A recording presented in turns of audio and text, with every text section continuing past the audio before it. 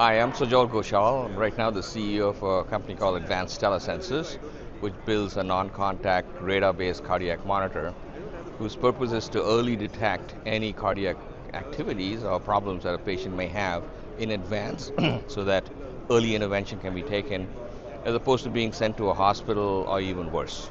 How did you come up with this idea? Well, I didn't actually come up with the idea. I met some fascinating engineers from NASA's Jet Propulsion Labs, and they had been funded by the government to be able to detect signs of life for military applications. And after that was done, they transitioned that technology over to commercial use.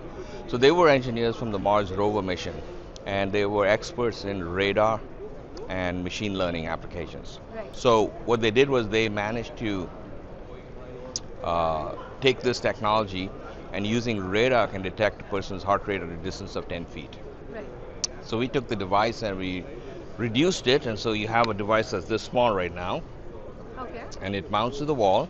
Okay. A person never wears anything, and it continuously monitors the heart rate 24/7, so we can use AI to detect patterns of degradation. So AI is a big part in conversation of this conference. In terms of your work and the company's workflows, how do you see the involvement of AI? One of the things that AI helps us do is, you've got data everywhere, and everyone has data. When I talk to cardiologists and tell them we can do this, they're like, I don't need any more data, Sajol. So what AI does is it brings voice to data. It takes all the historical data that we are picking up all the time and looks for anomalies and patterns that you can say indicate a degradation or decompensation of the heart rate. So what is your thought process and how exciting is it from your perspective? Well, actually, it's very interesting because Medicare is driving a lot of these changes, at least in the US, right? So what happened in 2019 was they had a remote patient monitoring CPT code that was released, right? And people didn't use the adoption was a little low. 2020, they started to reimburse it and you could pay for it, right? And interestingly, 2020 was COVID and hospitals were overloaded.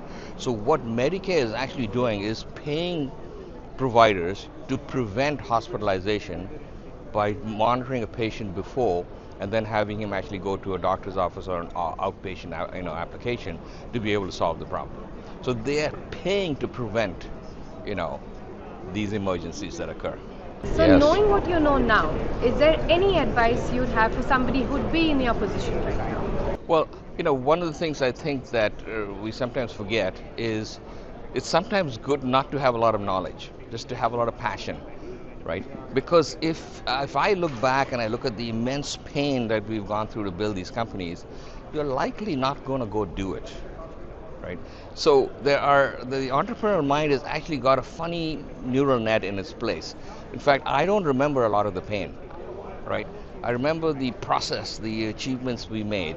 We never worry too much about the money. We'll either make money or not. The question is, did we solve something? Did we achieve it?